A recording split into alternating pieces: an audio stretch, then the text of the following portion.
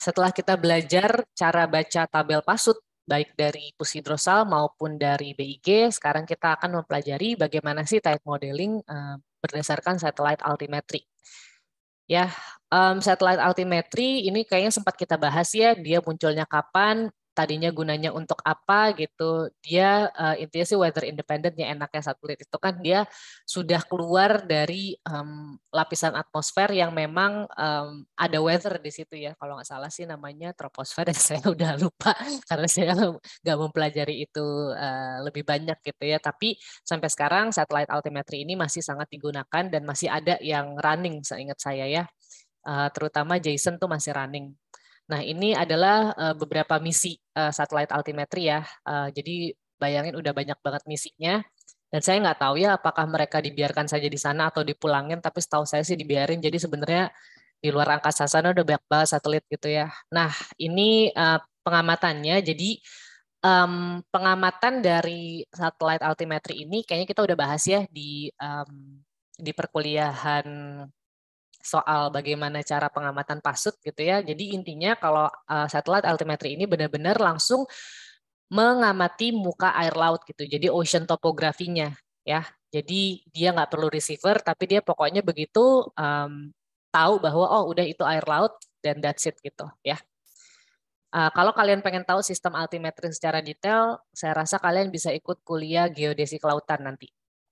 Nah, ini ya, jadi sistemnya gitu. Jadi kalau misalnya GPS satellite, tentunya dia bisa pakai apa namanya? Dia harus pakai GPS buoy gitu ya, harus ada receiver dan dia bisa diukur juga berdasarkan reference station di darat gitu ya.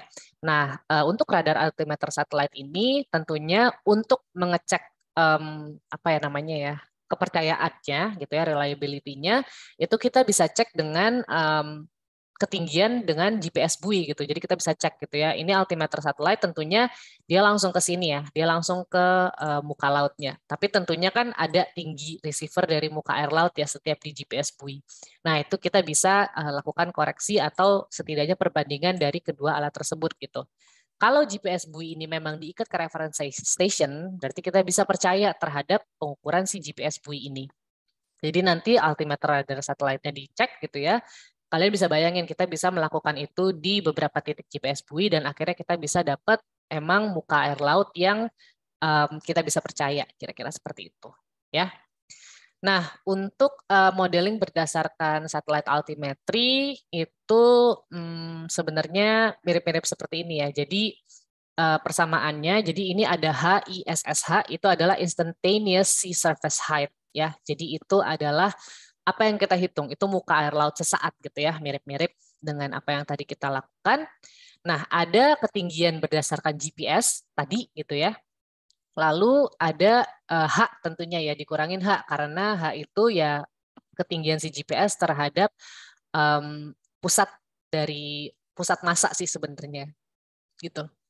Lalu cos alfa gitu. Kenapa? Karena dia pasti miring-miring gitu ya. Nah, alfanya ini berapa? Itu juga ada perhitungannya gitu ya. Bagaimana kita mendapatkan si alfa. Ya, ini ya saya gambar ya. Jadi kalau misalnya H itu kan ya dia akan dapat delta H yang benerannya, sementara H yang bisa diukur ya ini gitu kan, dia ke pusat masanya.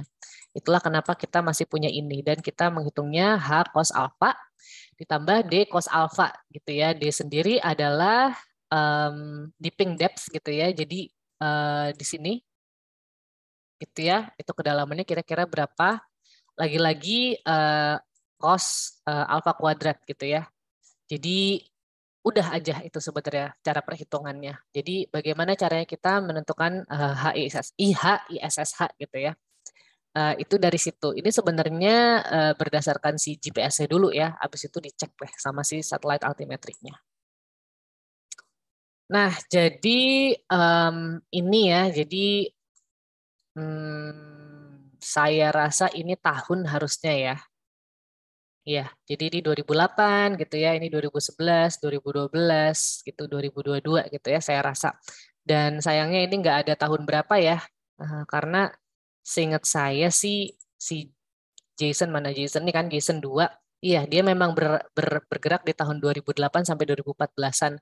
Saya sendiri nggak tahu ya, karena saya nggak ngikutin perkembangan satelit di luar sana itu sejauh apa. Apakah si Jason ini udah sempat jalan ya, saya kurang tahu. Tapi intinya ini sih projectnya gitu ya. Kalau yang ini untuk medium akurasi gitu ya, itu ada Envisat punya ESA. ESA itu European Space Agency, kayak NASA-nya Eropa. Ada Sentinel ya, itu punya Eropa juga, ada punya China di sini, bahkan India sama Prancis sudah sempat meluncurkan ya untuk medium akurasi. Lalu ada swath altimetry, ini juga masih direncanakan ya kayaknya pada saat itu, karena yang merah-merah ini kayaknya yang masih rencana saya kurang tahu. Ya, planned and or pending approval, dan ini yang needed-nya gitu ya. Dan ini yang high accuracy itu si Jason gitu, yang sering banget saya dengar namanya sih si Jason. Nah, selanjutnya adalah hydrodynamics. Ini akan cukup menantang ya. Jadi mudah-mudahan saya bisa membawakannya dengan baik. Sampai jumpa.